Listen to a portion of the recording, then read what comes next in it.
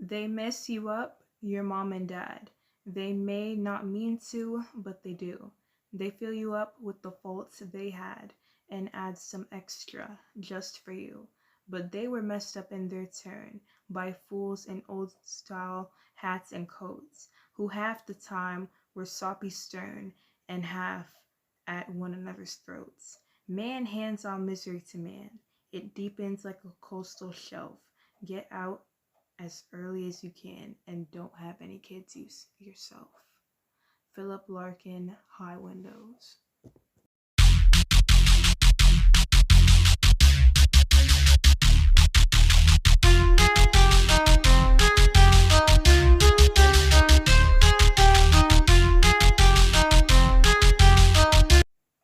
Hey all, how are y'all? It's me, Aloha. Hey guys, and welcome back to a new video. And in this video, I'm going to be doing my first chit chat, and I'm going to be talking about the question of why do parents, specifically black parents, hate their kids? Now, I'm going to say, if it don't apply, let it fly. I'm going to say it again. If it don't apply, let it fly. If this ain't your parents, good for you. But if it is, hopefully you can relate to some things in this video. Now, I do touch on this topic in my Growing Up African series. I will link the playlist that I just made for my videos in the description, as well as my last video where I kind of touch on it a bit, and then I will link the video that inspired me to make this video, which was Cheyenne Lynn's video. She did a video essay on why you don't need to forgive your parents. So another thing I want to bring up, because around December-ish, Keke Palmer posted a tweet to Twitter and Instagram, and I love Keke Palmer, but the thing she said, I just didn't agree with at the time. So she posted, I don't know who needs to hear this, but forgive your parents. And I'm just like, everybody looks to their right. I feel like you should, but for yourself, don't forgive them to make them feel good. Because why is the victim taking accountability for what their abusers do? And it all comes to the point where parents don't see their kids as human. They see them as, this is my child, they're only this to me, and they are worth less. They are inferior to me, and I'm gonna treat them as such. When no, that's not the case. They think just because they have a child, they can treat them any kind of way, and they'll expect their child to put on a happy face and not act pissed off about it. Like, I can't tell you how many times where I reacted, I gave out the same energy that they put in given to me, and I have gotten so many threats from my parents. It's ridiculous. It's like, okay, fine, hit me, but what's hitting me gonna do? Because parents constantly create an environment where it's not safe for the child to tell them anything, because any time where you tell them anything, you kind of give them some ammo, so you'll think they'll be supportive. Then when you're at your lowest of lows, they'll throw it in your face like it's nothing.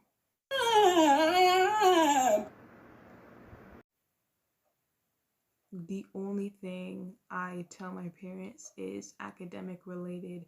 I'm not gonna tell them about my crush. I'm not gonna tell them about the growing pains of a teenager. I'm not gonna tell them about my friendships because they'll throw it in my face. And one thing they can never do is take accountability. Every single time when it comes to me being angry, they deep down know it's them, but they never want to say that. It's always, oh, it's this your friend. Oh, it's this your school. You need to study more. Oh, it's this your device. Oh, it's the TV. What? Well, no, it's you. Stop trying to deflect the blame. It is you. They will say the most hurtful things to their kid, cuss out the kid, call them out of their name, and then minutes later, they'll act like they have amnesia and never bring it up again while you're there crying, having all those words cycling and cycling into your head. They're just there living their best life. And even though it's the bare minimum, all they had to say was, I'm sorry, or I apologize, but they can never do that. I've never heard the words I'm sorry. The only time I've heard sorry come out of my parents' mouth was when I got hurt. When I hurt myself, and that was out of pity. Because parents feel like I didn't do this in my childhood, so because of that, I have to make sure that my child does these things.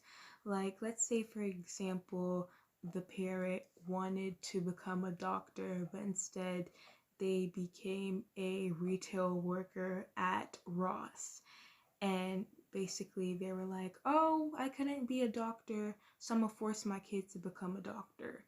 And which that was something I wanted to do at the time, but now that they're just forcing it on me, African parents do that especially, the passion just ain't there. I feel like I'm just filling their burden. I'm not even excited. It's like if I do it, they say it's for me, but really it's for them, so they don't see me as a disappointment. But if I don't do it, all of a sudden, all hell breaks loose for them. All of a sudden, it's, oh, I feed you, I clothed you, I bathed you, I gave you a roof over your head, and this is how you treat me? Which is so stupid because why are we applauding them for doing the bare minimum? Are you dumb? It's ridiculous. Like, the bare minimum. And then my mom, sometimes she'll say, oh, when I get older, you're gonna pay me back when I'm older. eh? For what? Doing the bare minimum? Yes. Thank you. You'll get a thank you. But I don't owe you anything. Like, it's the entitlement. They'll do the bare minimum. And most of the time, they can't even tell me what my favorite color is. They can't even tell me what my favorite TV show is. They can't even name 3 of my friends. But all they do is judge things that make you happy. Everyone else but them, they can never take accountability. And it's like the only people you can talk to are, of course, people on the internet and your friends, and you can't even tell the counselor because who's probably the first person they gonna call? Yep, your parents. So you're just stuck feeling like you're alone. And that's why I did write Alone. Go check out that song. I posted it less than a month ago. Um, what is another thing? And the Bible would say, oh, they would always constantly say, oh, go honor your mom and your dad. And the thing is, what did they do to deserve it? What? They want to be throwing honor your mom and your father and take care of your parents when they're old. So, y'all are telling me you have 18 whole years to make sure you have a good relationship with your child so you may have an opportunity to get a chance at those things, and you don't do that, so you have a crappy relationship with your child, or vice versa, because parents never take accountability. And by the time that your child becomes legal and they move away from you, it's surprised Pikachu face?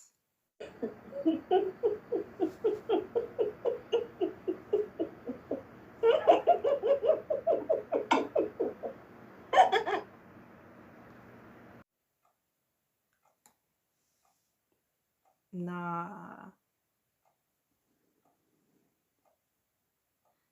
And then another thing I wanted to get into was the whole misogynoir when it comes to black girls and black boys, because black boys get away with saying the most disrespectful, disgusting crap.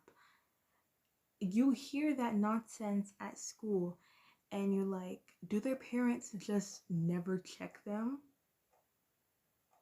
They could say the rudest, most disgusting, most misogynistic things and they never get checked. But the second a girl gets too moody, we can't have a bad day. We can't speak out. We can't just exist like regular humans. Oh, because I got a bad attitude, all of a sudden I'm defiant. I'm rude. I'm disrespectful. I'm doing too much. When y'all don't keep that same energy, it's always when I want to speak up about something or voice my opinions, I'm rude and disrespectful. Okay, then what's your son?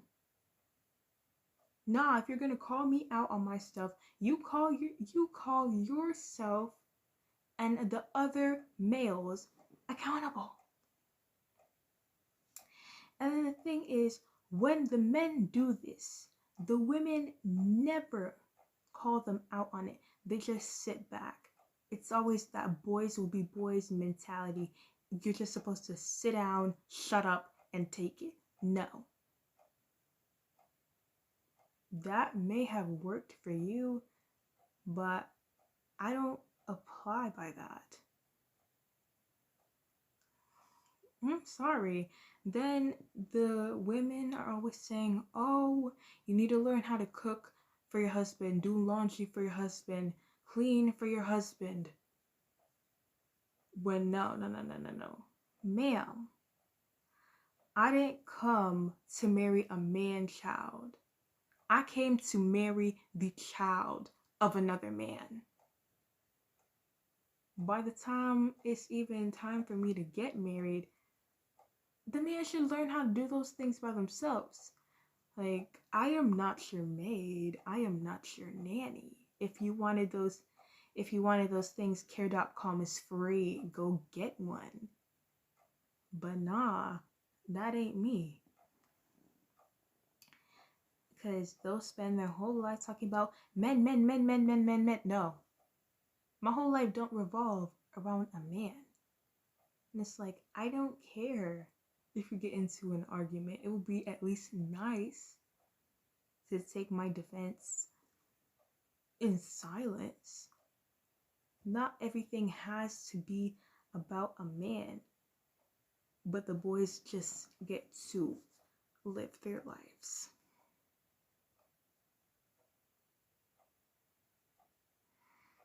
Then it all comes down to those little sly comments they make about whenever it comes to having bad grades, they don't know how to talk to the child. It's like the child is stupid. What are they sending the child to school for? Oh, you're so dumb, you're so useless.